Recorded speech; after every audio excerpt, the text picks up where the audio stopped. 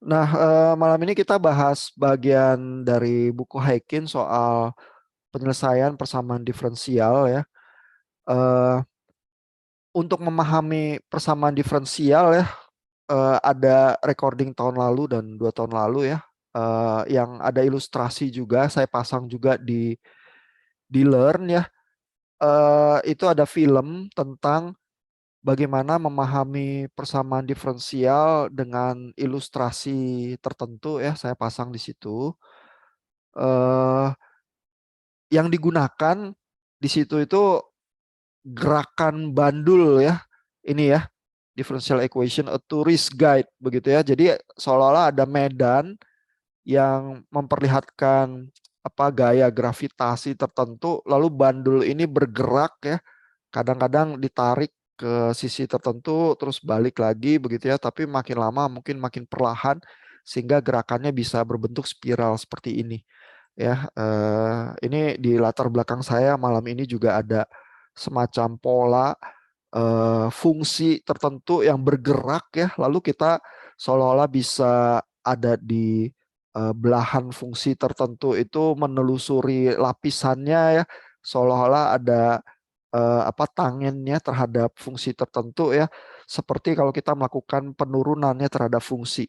Jadi kita bisa bayangin ada fungsi yang bentuknya terbentang ya di dalam dimensi kita, lalu kita menelusuri pergerakan fungsi itu sebagai satu sistem yang dinamis begitu ya, bentuknya persamaan diferensial. Jadi kalau mau punya bayangan visual ya tentang persamaan diferensial kurang lebih seperti itu ya. Dan memang ilustrasi yang sering muncul seperti gerakan gravitasi ya, karena kan percepatan itu turunannya kecepatan ya. Tapi kalau Bapak Ibu punya rangkaian listrik, terus punya kapasitor atau induktor ya, dan ada beberapa buah di dalam rangkaiannya, di situ Bapak Ibu juga punya persamaan diferensial ya, karena setiap komponen aktif itu, kapasitor dan induktor itu antara arus dan tegangannya itu persamaannya bentuknya persamaan diferensial juga begitu ya. Nah, jadi biasanya kalau di kuliah-kuliah yang lain ya, baik di kuliah persamaan diferensial atau kuliah rangkaian listrik 2 yang ada induktor atau kapasitornya itu, Bapak Ibu akan menyelesaikan persamaan diferensialnya dengan transformasi Laplace. Ya, karena transformasi Laplace itu mengubah bentuk persamaan yang turunan seperti ini ya, dy pangkat tertentu per dt pangkat tertentu ya, tergantung orde persamaan diferensialnya, menjadi seperti persamaan aljabar biasa ya kalau ditransformasi Laplace ya. Sebenarnya itu trik perhitungan tertentu ya, sehingga merubah sesuatu yang diferensial kalkulus itu yang agak merepotkan kita ke dalam persamaan aljabar yang lebih lebih tradisional ya, bisa kita selesaikan. Nah, tapi di chapter 2-nya Haykin ini ya, eh, yang dia inginkan ya adalah menunjukkan bahwa persamaan diferensial itu bisa diselesaikan ya tanpa harus ditransformasi ke fungsi yang lain ya, Laplace atau Fourier atau apa ya, diselesaikan di time domain sebagai persamaan diferensial begitu saja ya. Ada triknya juga begitu ya, walaupun ya agak lebih repot ya. Nah, tapi tujuannya Haykin adalah menunjukkan sistem selain digambarkan dengan impuls respons H yang bisa dikonvolusi dengan X, bisa juga digambarkan dengan persamaan diferensial seperti ini. Ya, karena sistem-sistem yang kita kenal di rangkaian listrik ataupun di alam ya, kalau pergerakan gravitasi dan lain sebagainya, seringnya bisa digambarkan dengan persamaan diferensial ya. Nah, gimana mecahinnya ya kalau di time domain tanpa transformasi Laplace ya misalnya ya. Nah, jadi persamaan diferensialnya sendiri bentuknya secara umum, ini di bagian atas dari chapter ini ditulis ya oleh Haykin ini ya. Persamaan umumnya di 2.35 ini ya. Jadi selalu ada dy per dt ya, bisa d kuadrat y per dt kuadrat tambah dy per dt tambah y gitu ya, dengan masing-masing ada koefisien ak-nya ya. Lalu sama dengan deretan dx per dt ya, bisa orde 2, orde 3 dan seterusnya dikali koefisiennya bk gitu ya. Kalau kita punya sistemnya diskrit ya, padanannya analoginya ya, sistem diskrit itu bentuknya adalah seperti ini persamaannya. Ya, jadi kalau untuk sistem diskrit bukannya turunan, melainkan delay-nya ini. Ya, ada beberapa lapis delay. Ya, jadi kalau di continue dy per dt di sistem diskrit yn minus k. Ya, nanti ada yn minus 2, yn minus 1, yn. Ya, kalau order 2 ya. Sama dengan xn minus 2, xn minus 1 tambah xn gitu ya, dikali koefisien-koefisien b-nya. Gitu ya. Jadi kalau di persamaan kontinu itu persamaan diferensial, kalau diskrit persamaan difference namanya ya. Jadi kalau di bahasa Indonesia kan jadi agak aneh ya, persamaan berbeda ya. Tapi di bahasa Inggris disebutnya differential equation dan difference equation untuk yang diskrit ya. Nah, nyelesainnya gimana? Nyelesainnya ini Haikin itu tadi ada contoh-contoh rangkaian listrik dan lain sebagainya ya, bisa dibaca ya, berbagai persamaan yang bisa ditunjukkan apa dengan contoh-contoh sistem tertentu. Nah, penyelesaiannya ditulis di sini ya. Jadi ada dua jenis solusi ya, solusi homogenes ini. Pertama didefinisikan sebagai kalau persamaan diferensial itu semua inputnya yaitu xt ya diset ke 0. Ya, jadi kita harus bayangin ini sistem goyang. Lalu inputnya kalau kita paksa 0 ya, sistem itu masih tetap goyang loh ya. Jadi sistem nggak kita kasih input, dia bisa tetap ada goyangan karena mungkin waktu di awal dia dalam kondisi bergerak ya. Jadi seolah-olah kalau kita punya sepeda, tadinya lagi jalan, terus kita hentikan, kita nggak kayuh, dia masih bisa terus bergulir begitu ya. Karena tanpa input pun dia masih ada kecepatan yang tersimpan di situ ya. Terus dia harus mengurai gerakan dari sistemnya itu ya. Nah, itu yang disebut homogeneous solution pada saat X-nya inputnya dipaksa jadi 0. Ya, jadi persamaan diferensialnya hanya tinggal yang bagian Y-nya aja nih, karena X-nya semua ini diset ke 0. Ya. Lalu menyelesaikan persamaan ini solusinya seperti apa? Ya.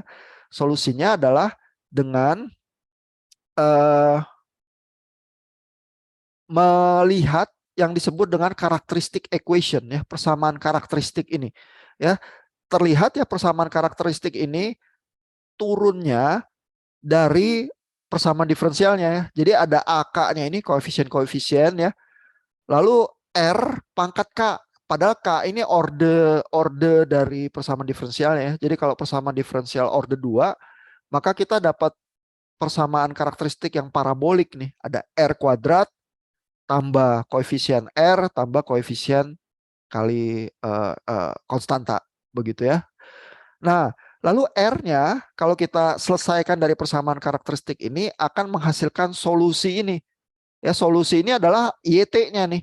Ya, jadi dari persamaan diferensial kita bisa cari YT-nya dan YT-nya bentuknya adalah koefisien dikali E pangkat R T ya, dan R-nya ini tergantung ordenya ya. Kalau persamaan diferensial order 2 dia ada R1, R2 ya, tapi bentuk umumnya solusi homogenes itu selalu seperti ini. Y koefisien dikali E pangkat RT.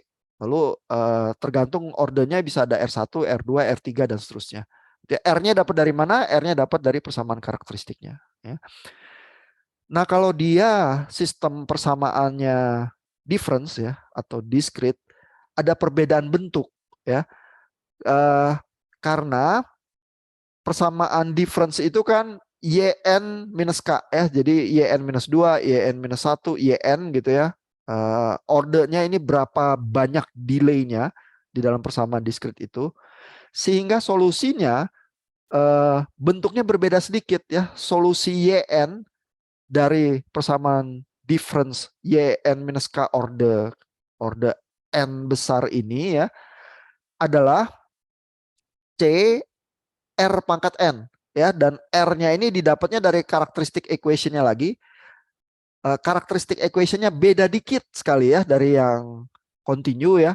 Bentuknya AR pangkat sesuatu juga, tapi pangkat sesuatunya adalah pangkat N minus K ya. N besar itu artinya delay yang paling tinggi di minus K ya, sama dengan 0.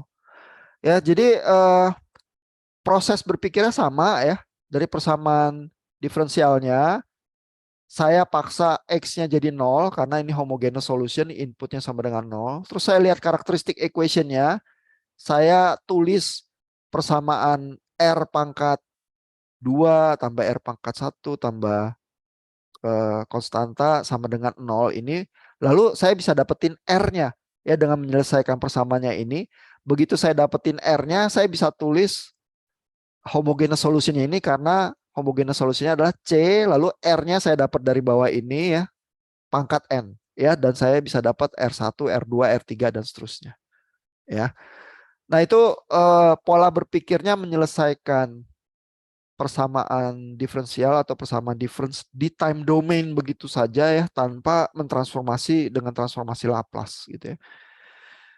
Nah, kita coba lihat ya. Ini ada contoh-contoh nih problem 2.16 misalnya ya. Misalnya persamaan diferensialnya ini yang A ya. D kuadrat YT DT kuadrat tambah 5 DY DT tambah 6 YT ya. Ini persamaan order 2 sama dengan 2XT tambah DX per DT gitu ya. Nah, terus ditanya homogeneous solutionnya. Homogeneous solution berarti XT-nya kita paksa jadi 0 ya, sehingga kita dapat persamaan D kuadrat Y per DT kuadrat tambah 5D per DT tambah 6Y sama dengan 0. Lalu dari persamaan ini kita tulis karakteristik equation-nya ya. Dan karakteristik equation itu kalau persamaan diferensial seperti ini agak mudah terlihat ya. Karena persamaannya adalah R kuadrat tambah 5R tambah 6 sama dengan 0. Ya, sehingga dari persamaan R kuadrat tambah 5R tambah 6 itu kita bisa temukan R1 dan R2 ya dengan menyelesaikan persamaan kuadratnya ya. Dan R1, R2 itu terlihat ya karena R kuadrat tambah 5R tambah 6 bisa kita pecah jadi R plus 3 dikali R plus 2 ya, sehingga R1-nya minus 3 dan R2-nya minus 2 ya. Sehingga kita dapat persamaan ini nih. Ya, karena ini R-nya ada di pangkatnya E pangkat minus 3T tambah E pangkat minus 2T ya. Ini R1-nya minus 3, R2-nya minus 2 ya. Lalu ada koefisien nih nggak diselesaikan nih. Ditulis aja C1 tambah yang sebelah kanannya C2 gitu ya. Koefisien C1 dan C2 ini bisa diselesaikan kalau diketahui untuk persamaan diferensial ini ada kondisi awal ya, misalnya pada saat apa X tertentu, Y-nya berapa ya, ada kondisi awalnya, kita masukkan solusi ini ke dalam persamaannya, lalu kita hitung supaya memenuhi kondisi awal itu, nanti kita bisa dapat C1 dan C2-nya ya. Tapi homogeneous solusinya sendiri udah selesai ini di sini. Karena ini kita udah dapat bentuk umumnya, hanya koefisien C1 dan C2-nya aja yang masih membutuhkan kondisi awal untuk bisa ditentukan ya. Nah, ini ada contoh yang persamaan diskrit juga ya, yang C misalnya ya. Dan kita lihat bentuknya YN, terus ada YN minus 2 sama dengan XN minus 1 ya. Jadi persamaan difference itu bentuknya delay-delay ya, bukannya turunan ya. Lalu logika penyelesaian homogeneous solusinya sama ya, dari persamaan ini dituliskan X-nya paksa jadi 0, terus tulisin persamaan karakteristiknya berdasarkan YN minus 2 ini ya. Cuman yang YN minus 2 ini yang R-nya pangkat orde yang lebih tinggi ya.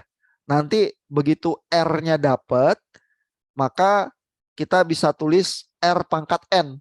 Ya, karena kan bentuk solusinya bukan E pangkat minus E pangkat RT, melainkan R pangkat N. Ya, di dalam hal ini kalau kita selesaikan persamaan karakteristiknya dapatnya 3/4 sebagai R1 dan minus 3/4 sebagai R2 ya. Karena ini turun dari sini nih, 9/16 ini ya. Jadi dengan demikian kita bisa tulis nanti persamaan solusi homogeneusnya hanya dengan bentuk R pangkat N dan masih ada koefisien C1 C2-nya ya. Mirip dengan yang persamaan diferensial ya. Ini coba dilihat-lihat lagi contohnya kalau masih nggak paham ya, atau soal-soal UTS yang tahun lalu juga bisa ada ya contoh-contoh homogeneous solution semacam ini. Nah, lalu homogeneous solution itu hanya menggambarkan ya sistem ketika inputnya nggak ada. Ya, jadi seolah-olah sistem yang free running seperti itu ya, yang masih berjalan berdasarkan input yang sebelumnya begitu ya, dia masih tersisa energinya seperti sepeda yang berhenti di kayu tapi masih jalan.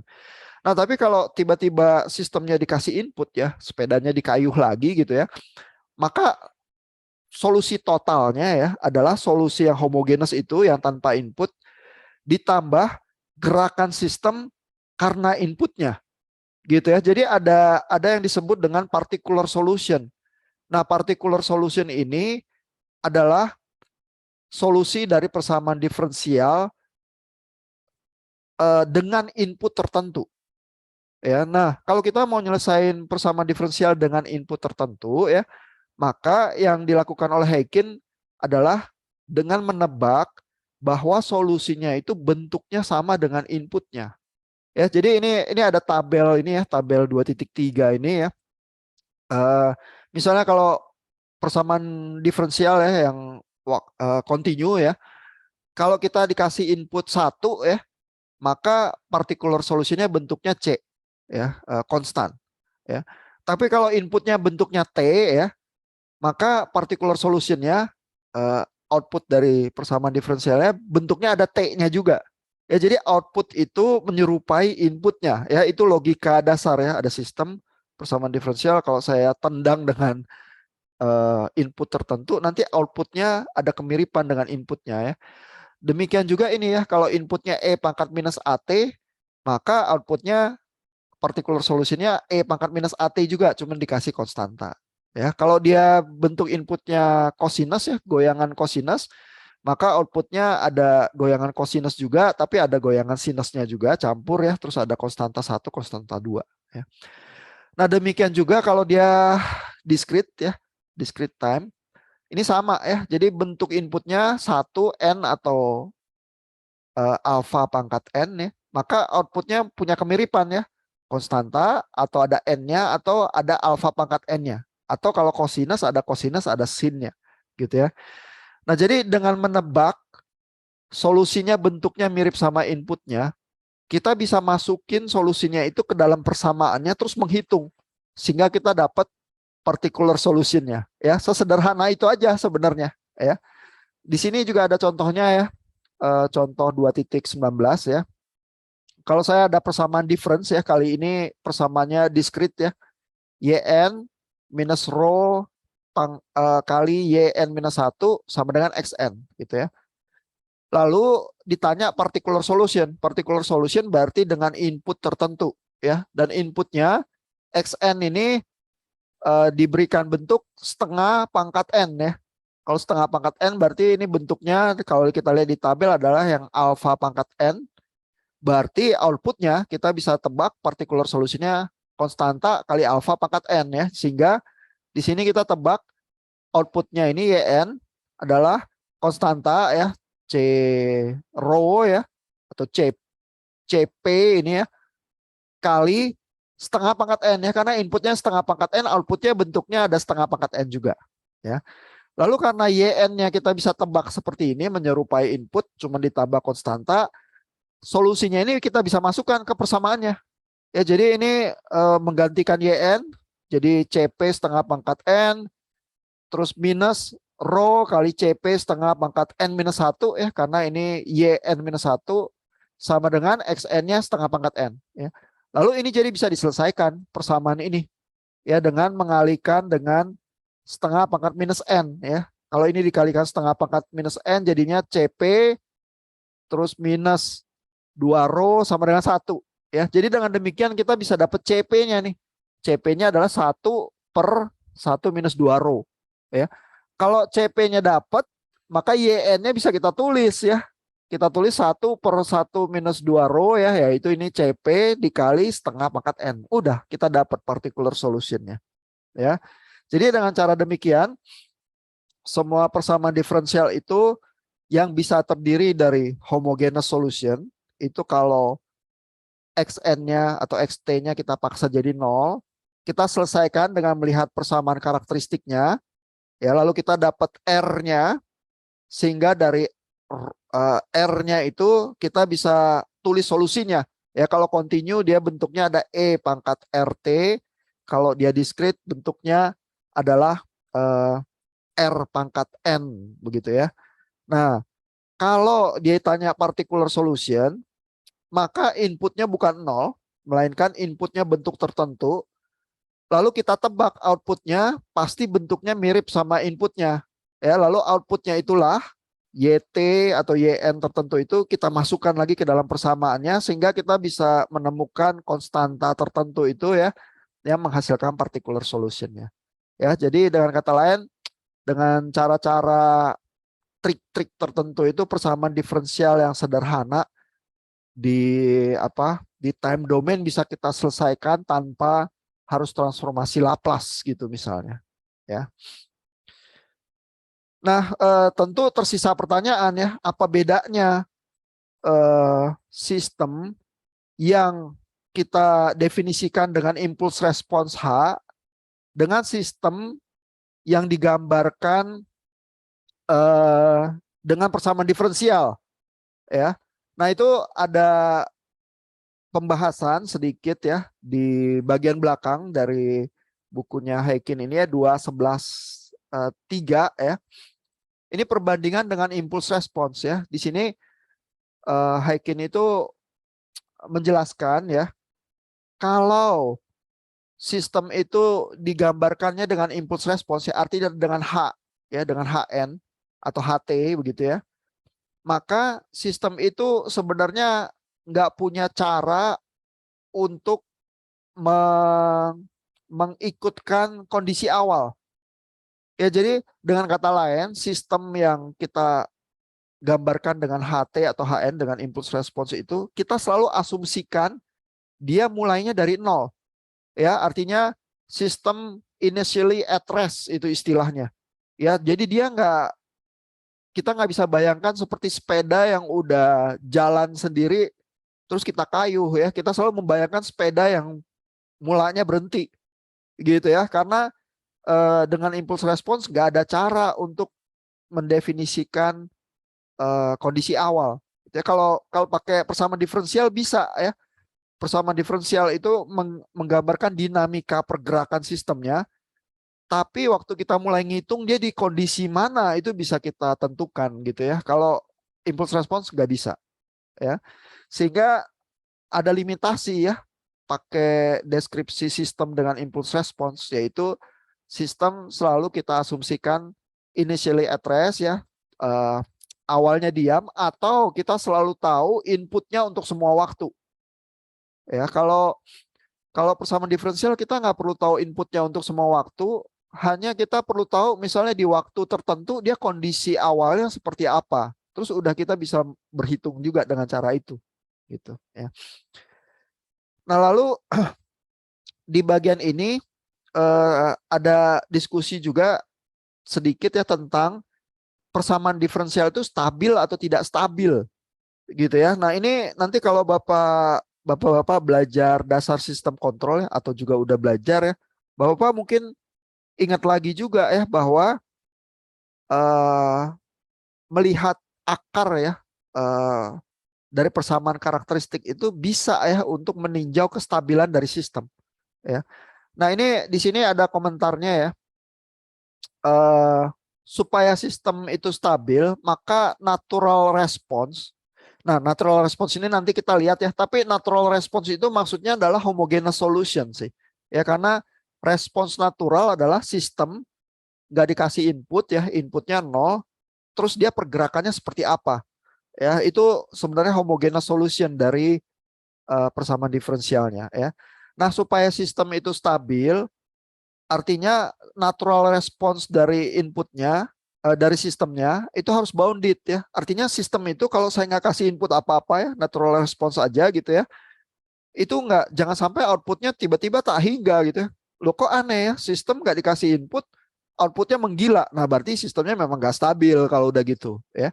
Nah, tapi supaya natural response-nya bounded ya, padahal homogeneous solution itu kan bentuknya kalau untuk yang discrete R pangkat N ya. Jadi supaya R pangkat N ini nggak menggila jadi tak hingga ya, maka R-nya ini harus lebih kecil dari satu. Ya karena kalau R ini lebih kecil dari satu ya, terus R misalnya R-nya setengah ya. Kalau R-nya setengah, kalau N-nya tambah terus ya, N-nya di N yang lebih tinggi ordernya, berarti kan setengah pangkat 2, setengah pangkat 3, setengah pangkat 4, itu R itu makin kecil. Ya jadi dengan kata lain sistemnya natural response-nya makin lama makin kecil, terus sistem itu bounded ya, sistem itu stabil ya. Jadi kalau Bapak-bapak disodorin persamaan difference ya, discrete, lalu ditanya apakah sistem itu stabil, maka cari R-nya ya, hitung dari persamaan karakteristiknya, cari R-nya. Lalu kalau R absolutnya lebih kecil dari satu, sistem itu stabil. Nah kalau yang continue, kita ingat yang continue bentuk solusinya itu E pangkat R T, begitu ya. Nah supaya E pangkat RT ini bounded ya, stabil ya, R-nya ini syaratnya harus tertentu ya, yaitu bagian real dari R-nya harus lebih kecil 0 ya.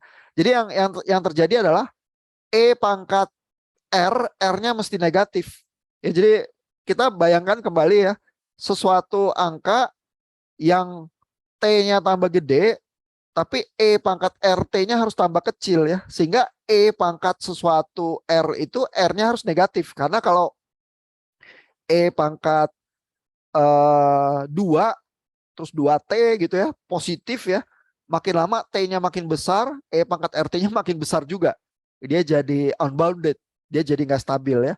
Tapi kalau dia pangkat sesuatu yang negatif ya, E pangkat minus 2 gitu ya, maka kan itu sebenarnya seper E pangkat 2. Ya, jadi kalau E pangkat minus, T-nya makin gede, E pangkat minus RT-nya makin kecil. Ya, sehingga sistemnya itu stabil. Ya, sehingga syaratnya dengan kata lain, bagian real dari R-nya ini, karena R-nya bisa aja kompleks ya, tapi bagian realnya harus negatif, harus lebih kecil dari 0. Maka sistem itu stabil.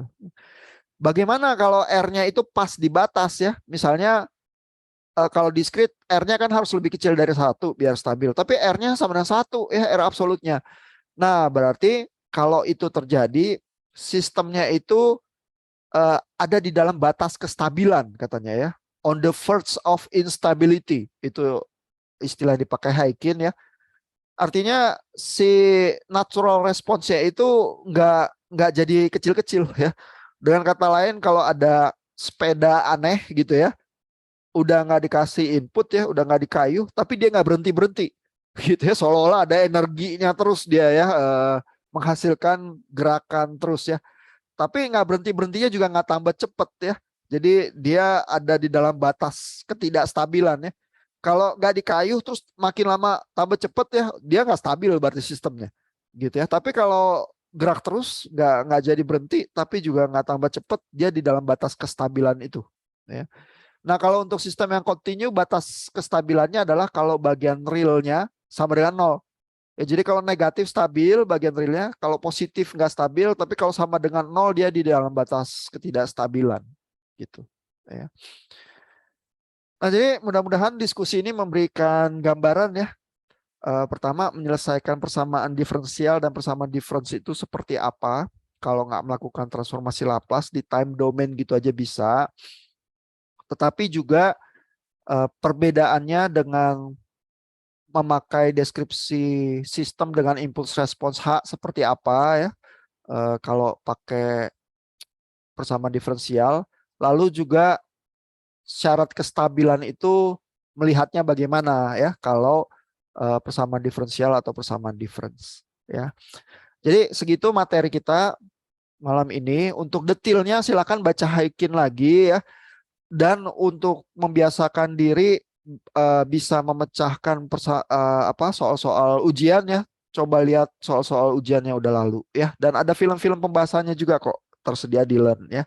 Uh, jadi bapak-bapak jangan cuman sekedar dengar kuliahnya terus ngerjain kuis, terus kuisnya nilainya jelek ya udah gitu ya.